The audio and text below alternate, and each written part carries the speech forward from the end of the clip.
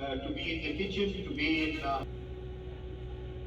I think there's some feedback.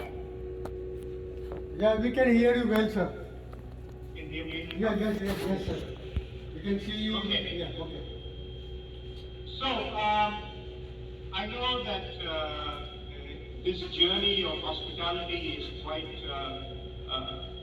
it's, how do I put it? Hospitality for me is not a job. Hospitality is not something that you clock in the morning and you go home in the evening. It's a way of life. It is truly a way of life. I can tell you from my own experience, and that's the best way to share, is my experience. Many people have their own experiences. Allow me to tell you my experience. I wanted to be a doctor many years ago in India. I grew up in India. I wanted to be a doctor. Didn't materialize, so one of my friends said, why don't you try hospitality management? So I went into the Dadar Catering College in Mumbai, and I put my application in and I was taken in. The first year of my hospitality, like young people, I used to party a lot. I used to hang around and never really took my studies very seriously. And then during the second year, one of the students in the class said to me, hey, Subash, you can't beat me in studies. You're at the bottom of the class. You can't beat me at all. And I said, you want to see that? And he said, okay. So we got into some kind of a competition. And I really started reading the books. I started studying. I really took interest in hospitality and studies, learning everything. And finally, at the year end, I passed. I stood first in the college. I got a gold medal for the state, and I was chosen by Taj as a chef. And there were 35 of us who joined Taj in Mumbai. And to become a chef in Taj or to join Taj in the 70s, we are talking about 1976, 1977, was absolutely a dream for anybody who was in the hospitality industry. So I joined Taj as a chef, and my first job, I clearly remember my first job going to Tanjore restaurant in India, and as an apprentice chef, the chef gave me a bag of onions, maybe 80-kilo bag of onions, and said, go and peel the onions. So for 1 week, I did nothing but peeling onions. I used to go home smelling like an onion. People wouldn't sit next to me in the bus. I sit in the bus and people would move away because I was smelling like an onion. Anyway, it was quite disappointing in the beginning to think that I'd studied, I'd done so much work. We had 14, 15 subjects ranging from French to whatever science, nutrition, cookery theory, wines, spirits, the whole thing, and you go and you end up cleaning onions. It was a bit of a downer, but it was an introduction into the hospitality reality of day-to-day life. It was really it was a shock to the system. And while I was in the kitchen, I learned a lot of skills from in those days in the 70s. Many people wouldn't teach you. The secrets were guarded. How to make a good biryani, how to make a chicken makhani, how to make a tandoori chicken, how to use the tandoor oven. These were all closely guarded secrets. There was no such thing as training in those days. There was no such thing as training. I mean, you had to latch on to somebody who was a master chef, and the master chef would teach you, and if you got along well with him, he would tell you all his little secrets, right down to the point that he would bring little packets of spices from home in his little pocket, and he'll open the packet and he'll add it, when nobody was looking, he'd add it in the sauce, and the sauce would taste completely different. And I asked him what was inside. He said, that's my Khandani recipe, or he'd say, this is a recipe from my forefathers or from my grandfathers, and I won't share it with you. Oh well, it took a while for me to understand how the system works. And then I got out of the kitchen, out of the Indian kitchen. I went into a place called Chambers in Taj, and Chambers was the club for all the top industrialists in India, from Tata to Ambani to all these people. and they used to come there, and I was the trainee chef there. I was a trainee chef. I wasn't doing much. But in those days, we had no internet. In those days, no social media, no internet, no mobile phones, nothing. So the only way you can learn is through magazines and books. So I used to read books, and I used to read the Gourmet magazine, and I used to read quite a lot and experiment with my different recipes and experiment with different things and come up with my own way of doing things. It was quite successful, and then from then the Taj sent me overseas for training. They sent me to Hong Kong and Bangkok. In 1979, I went to the Siam Intercontinental Hotel in Thailand, in Siam and in Bangkok, and then I went to Hong Kong in 1979. And both the hotels are no longer there now. And I still remember in those days China was closed. Under the Iron Curtain, people couldn't go into China. Okay? And Hong Kong was an eye-opening thing for me. I mean, 1977, going to Hong Kong, it was like, whoa, this is amazing. Going to Thailand was, wow, amazing. And then, as a chef, I came back to India and I did my stuff. And then the company sent me again to America, to the Culinary Institute of America in Hyde Park in New York. The Taj Group got a group of chefs together from all their hotels, and we were sent to become good executive chefs on things, not basically how to learn recipes, but to learn how the new system and the new technology works. And the Culinary Institute of America is what is like Cornell University is today to chefs. They had very advanced teaching methods, and most of them in those days they used to have culinary Olympics. Every 2 years, there used to be an Olympic for chefs in Germany. And the Culinary Institute of America used to send most of their students and their teachers to participate in the Olympics, and they won a lot of gold medals. So most of them had written books, and they started the new methods of cooking, low temperature cooking for making consommes, and so it was an experience how to do ice carving and different butter sculptures and all the different things to give you the tools to be an executive chef. I came back to India and I put all these things into practice. That's where I met Nari, and I was the chef at the Rendezvous. Rendezvous was the French restaurant on the rooftop of Taj. It was a very exclusive French restaurant. It opened many years ago, and I was lucky. I was extremely lucky to cook for some amazing people in those days and be part of the hotel group. I worked in Taj, and then I went back to Europe. The company sent me to London to work in a restaurant called Langen's Brasserie, which was Michael Caine, the film actor, movie star, his restaurant, and to learn about the British style of cooking. We used to do things like the whole Angus beef used to come from Scotland. We used to carry it on our back, take it down to the butchery, open the whole thing out, cut everything open, and basically learning everything from scratch. It wasn't easy. It was quite difficult. Then I came back to India, and we opened. I worked in a restaurant called Ménage à Trois in London, and this restaurant was Lady Diana, Princess Diana's favorite restaurant, where they did small first courses and desserts only. They didn't do main courses. And we brought that concept to India, and we opened a restaurant called Ménage à Trois in the hotel. The restaurant did extremely well, and then I had the opportunity to migrate to Australia. So I migrated to Melbourne in 1984.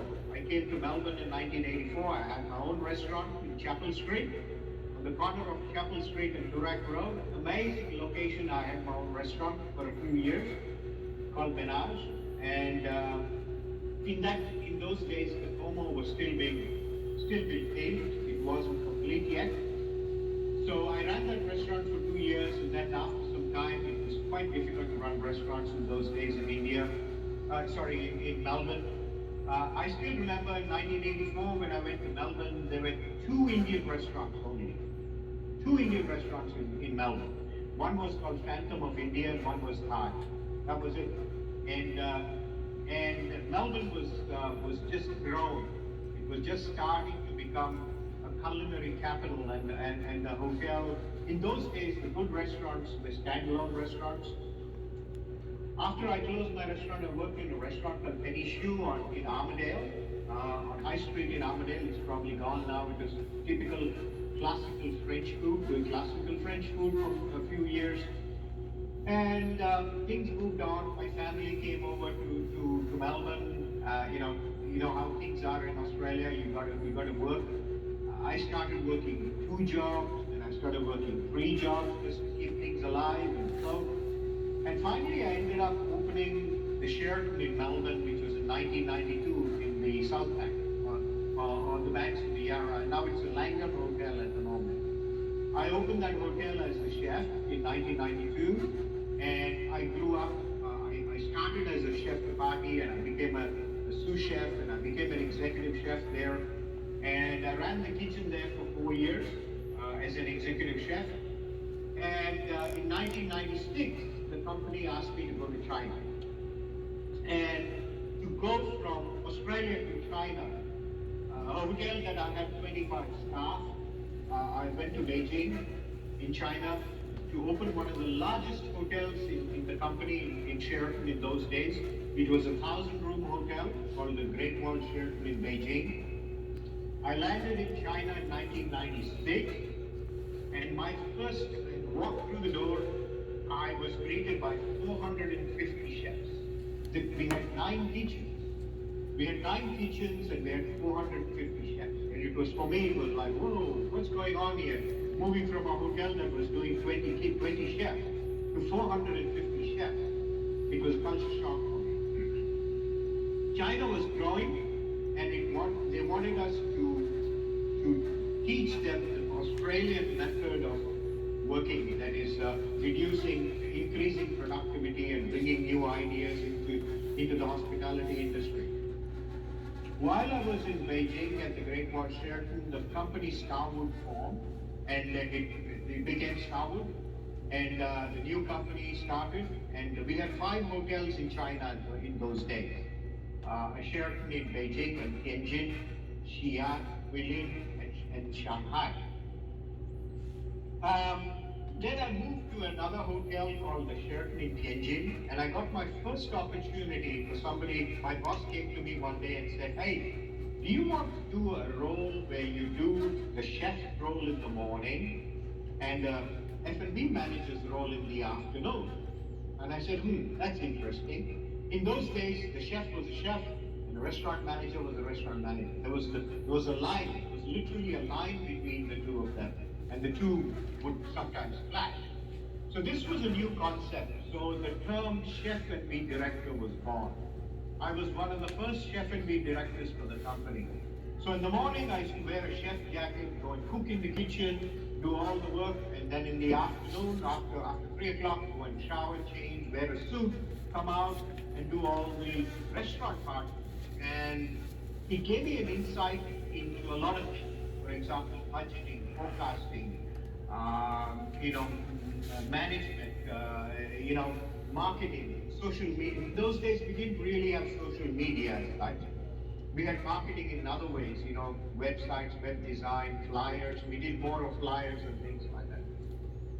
But it was a good insight for become a business where you're business minded. As a chef, you only focused on cooking food and making really good food and coming up with, but you're not really focused on selling the food. So it really gave me an insight into the revenue part and the production part of F&B.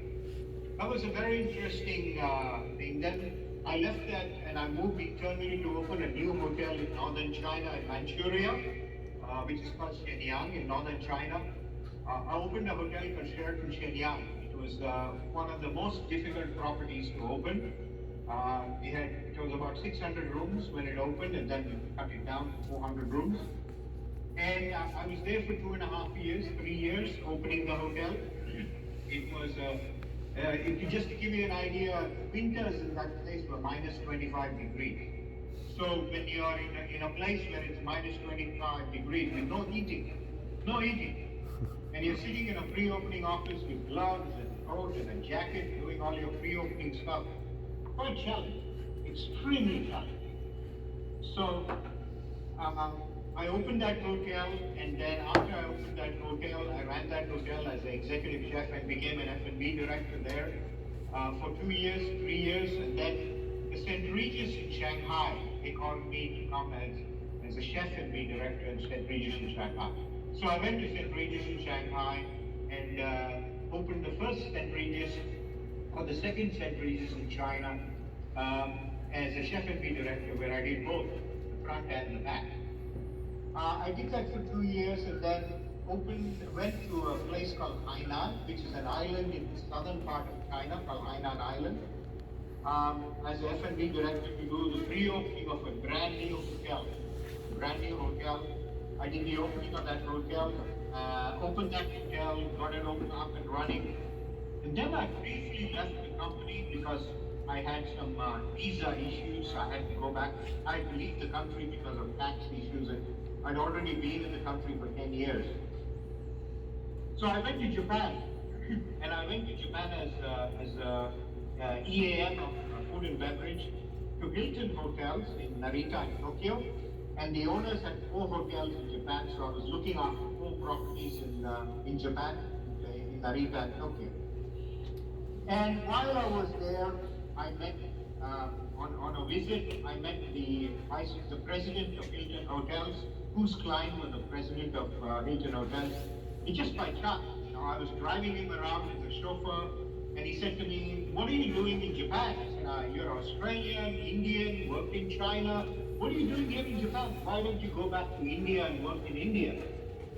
I said, "Okay." So I went back to India, and I was working, trying to open a resort in just behind Mumbai. Unfortunately, the financial crash came in 2008, and India was hit very badly. So then I got an opportunity to go back to China in 2008. They asked me to come back to do the Olympics in China. So I went to Beijing, to the Regent Hotel in Beijing to do the Olympics as an executive assistant manager, number 2 in F&B, to run through 2 hotels in Beijing. I did the Olympics, the 2008 Olympics in Beijing. Channel 7 was there. The whole hotel was taken by Channel 7. And we did a lot of people. Qantas was the official partner for the hotel. And we had a lot of people coming from Australia for the Olympics, the first opening day and throughout the Olympic period. And then after 2 years over there, I went to the St. Regis in Beijing. And I went back to the St. Regis.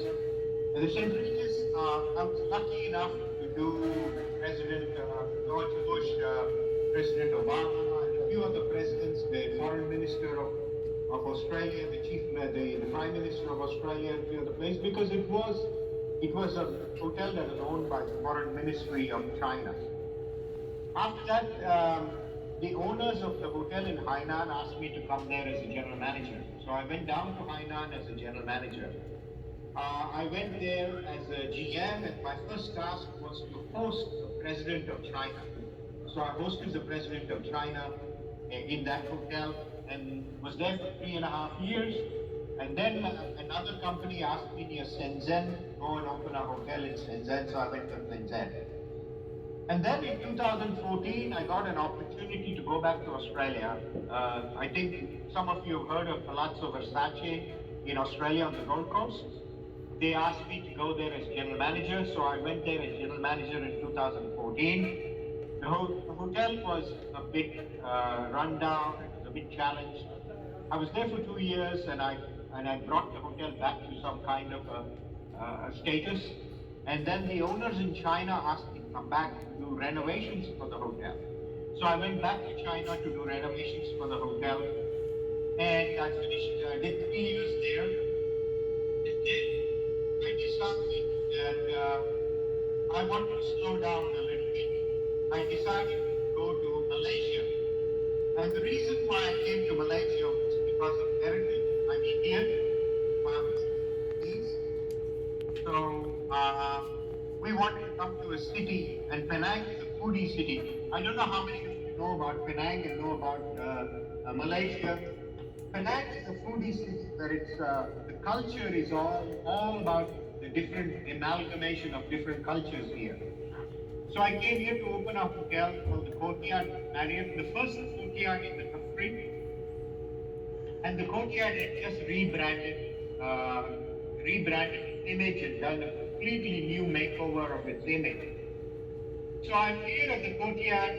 Unfortunately, COVID-19 struck, and with COVID, you know, things have, the hospitality industry has been very badly hit.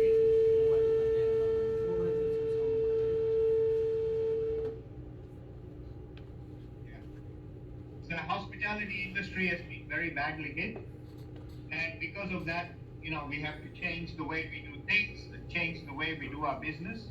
My hotel is closed for 1 month at the moment because we just finished construction. We opened the hotel. We still got a bar to open at the moment, but the business the government has put a lockdown in the city at the moment, and they will open the lockdown, say end of February. They'll open the lockdown and probably start, trading again. So that's been my journey.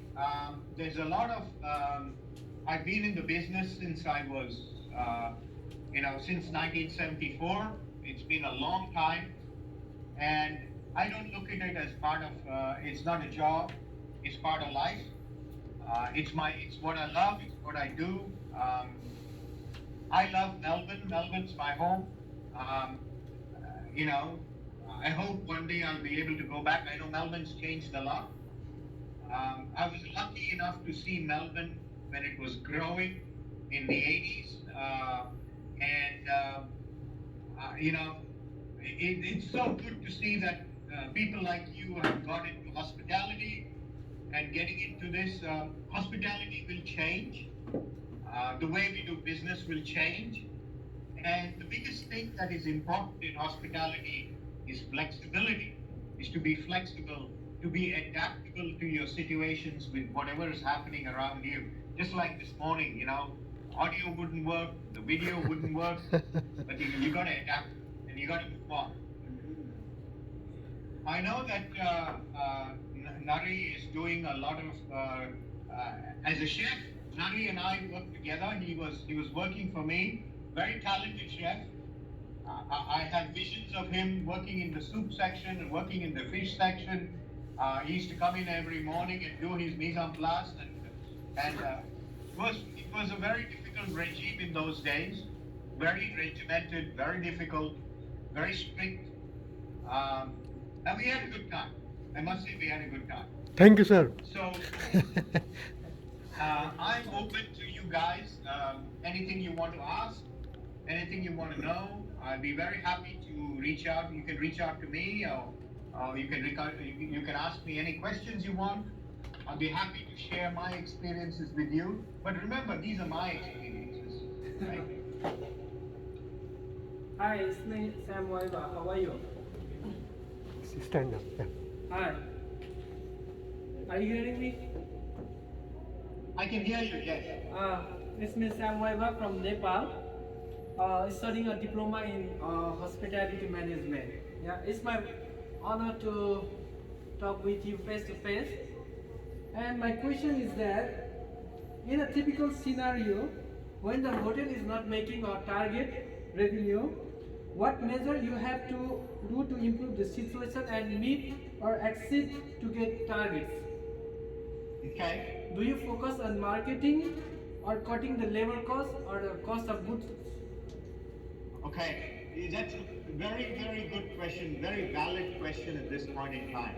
Okay, let me answer that question in a different sort of, there are different strategies that you need to do. Okay, the first thing you need to first decide, what are the core values of your organization and core values of your company?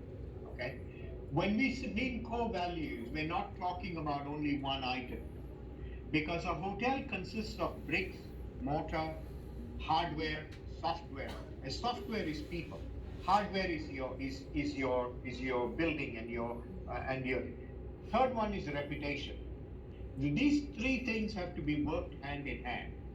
Now, The most important thing that you need to focus on is finding out where your break-even point is.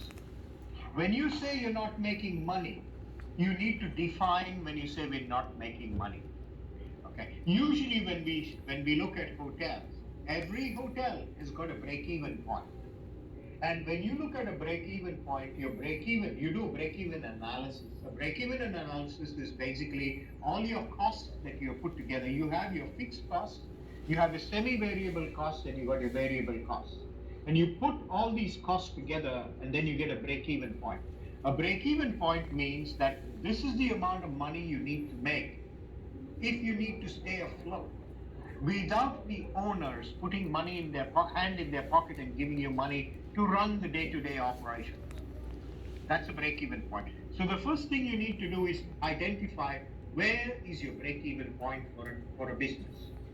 The second thing you need to do is understand what revenues, what is your top line going to be to break that break-even point.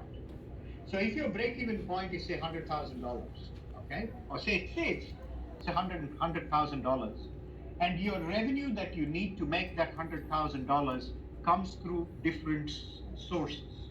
So if your sources are rooms, is say 60%, F&B is 40%, and you may have ancillary income, you may have rental income, you may have shops, you may have other things.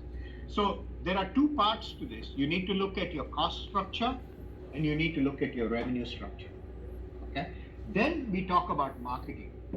So the first thing you need to start is you need to do an analysis of where your head is above the water, so to speak. Once you know where your head is above the water, you look at these two things in synchrony. Okay? Because in both parts, you can flex up and you can flex down. Okay? So when you look at your revenue, many people focus on cutting costs. Cutting costs, you cannot cut costs you can only cut costs to a certain amount. Okay? You can't cut costs beyond a certain amount. For example, let me take a typical scenario. Say you've got 50 staff in your organization. Okay? Now that is your value for the future. You cannot call the 50 staff and say, hey, my business is not good, go home. I don't need you anymore. You can't do that. Neither can you lock up all the rooms and say, that's it, I'm going to switch off all the air conditioning and that's it. And I'm going to just shut it off. It doesn't work that way. Right? So there is a cost, we call it a cost of doing business. There is a cost of doing business, and that is your hardware, your software. So you need to first get that number. And where is your cost of doing business? And it all comes down to your budgeting, forecasting, and whatever it is that we'll talk about later. Let's move to top line. Top line. First thing you need to do is where is your source of business coming from? If your 60% of your business is coming from rooms, 40% coming from F&B, you take your 60% and you divide that 60% and say, okay, that 60% I'm getting from rooms, I'm getting wholesale business, corporate business, retail business, group business. You need to start looking at each market segment and decide which market segment is going to really contribute towards the top line. So say, for example, at this time during COVID, people cannot travel from outside. So what do? Then you start looking at your strategy. Marketing comes later.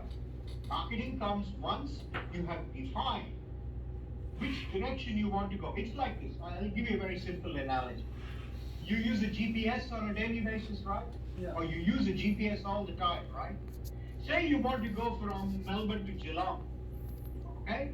You say that you want to go to the Geelong Football Club. You know you want to go there, right? You have that idea in your mind, but you don't know how to get there. So what do? You use a tool. A GPS is a tool, right? Yeah. So that tool will tell you, okay, you can go by this freeway, you can go by the back road, you can go by the highway, you can go by this, you can go by train, you can go by bus, you can go by car. So think of a direction as GPS. So I'm just trying to give you something so you can correlate with what is happening in today's world with business.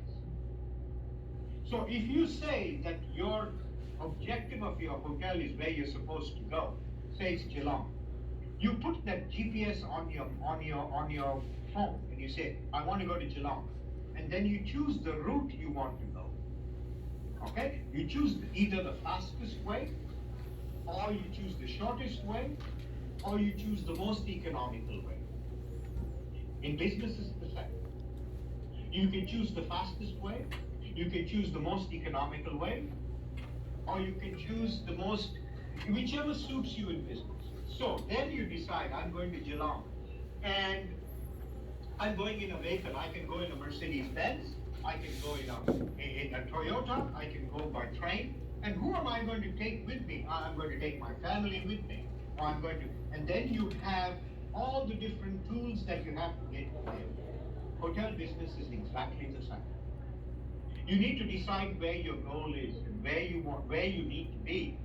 And then you need to put your strategy together. But the cost of getting there is a cost of getting there. Your petrol, whatever cost is involved is there, right? So a business plan that you put in is like your GPS. It tells you, it's like a waypoint, and it tells you how to get there using different methods to get there. So when you do budgeting, you do forecasting, you do your management of your budgets and the management of how you put your business plan together, right? And then again, you think about it again. Why am I going to Geelong? What is there? It's the same for business. Why are we doing this business? What is our core values? Who is our market? Right? What is that unique selling point that we have that people are going to knock on your door? It's the same as, why are you going to Geelong? There must be some reason you're going there. You just don't go there just for the fun of it. There must be a reason. Business is the same. There must be a unique selling point for what your business is. And then, of course, all the other things start to fall in, right? The other things fall in is the type of car you drive, it's the type of brand that you have. You may have a 3-star brand or a 4-star brand or a 5-star brand. Just because it's a 5-star brand doesn't mean it has to be shiny and new and nice, means it's great. No. A 4-star brand actually makes more money than a 5-star brand does, right? So these are all the things of putting a business plan together. So to answer your question in short, the first thing you need to do is have a solid business plan. And a business plan is based on where do you want to go, why do you want to be there, what are your values, what are our core values of the company, and these are helped. People will help you with these things. You know, there are professionals who will help you. Now coming down to this, how do you manage the cost? How do you manage the sales? Costs are managed in different ways. For example, in our property, everybody has taken a 50% salary cut. Every single person has taken a 50% salary cut. Why? Because the revenues be closed. The hotel is closed. So we go to our staff and we say, you have an option. Either we close the hotel down and everybody loses their jobs, or we close the hotel down, we stay employed, but everybody is on a 50% salary. So you choose.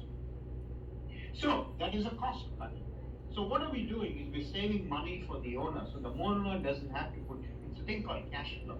You need to have enough money to pay your business for the future. Then you start looking at different areas, energy cost. So your biggest cost, you need to look at your biggest cost of running a hotel. Labor is the biggest one. Anywhere in the world, labor is the biggest cost. The second cost is energy. Energy management is very, very important, especially in warmer climates or even in colder climates. Heating costs are also quite high. The third cost are things that are ancillary expenses. For example, if you're attached to a company, attached to an international aid company, there are fees that you need to pay. Booking, reservation fees, IT fees, sales and marketing fees, the system fees, IT, all those fees. So can you go and start talking, negotiating with these people and say, hey, you know what? We are in trouble. Can we negotiate? So basically, what are you doing? You're shaving down your costs. It's like you at home. If you want to start, if you say, for example, you unfortunately your income drops. okay, you start tightening your belt. You start eating less expensive foods. You start going less to places where you sort of enjoyment places, and you start becoming more frugal in things. It's the same in business. It's no different in business, right? So there's no magic formula here. It starts from every single cent. So every single cent that you save, you switch off a light, it saves you money, right? You don't throw things in the rubbish bin. Every peel that you throw in the rubbish bin adds up. So it starts with saving costs. And saving costs doesn't mean today I serve 6 dishes in the staff canteen, tomorrow I'm going to cut it down to 2 dishes. That's not saving costs. Okay? So there has to be a methodology in how you do these things. It's the same with driving revenue. How do you drive your top line? The best way is to look at driving top line. So people are people, right? And they always channel their energy to doing something else. You can't keep them locked up. So there are things that have started now called staycations. What is a staycation? A staycation is a person who is living in the same city, tired of staying at home, wants to go and stay in a hotel. This was never there before. Nobody called it staycations before, right? So this new terminology, staycations, have started. So that's something new that's come up. So you start, this is called a treasure hunt. You start hunting for areas to do revenue. There are places here that are doing takeaway, drive-in takeaway stalls, cooking food on the street and selling things just to keep things cash flow running. So there are two parts to managing a business when you are in difficulty. Managing the cost, managing the revenue. But the most important part, okay, is I always say this, is that today's reputation is tomorrow's price. Remember this saying, today's reputation is tomorrow's price. What I mean by that is that the reputation you set up for your business today will help you to earn the price that you want to earn tomorrow. If your reputation today is destroyed, you will not get the price tomorrow that you want. So your reputation today, in today's world, is because of social media, things can move like wildfire very quickly. Something on Twitter just goes, bang, and your reputation drops. So there are a multitude of things, and that's why in a hotel, you have an executive committee, you have a leadership, you have people. We call it the Holy Trinity in the hotels, right? Apart from the GM, you have the financial controller, you have the director of human resources, and you have the director of sales and marketing. These three people that contribute with the GM constitute the executive committee that really drive the business of the hotel. So whether it is a small restaurant or whether it's a large organization, those functions, one person can do two functions, it's okay, but those functions do not change. Have I answered your question? Yes, sir. Very good.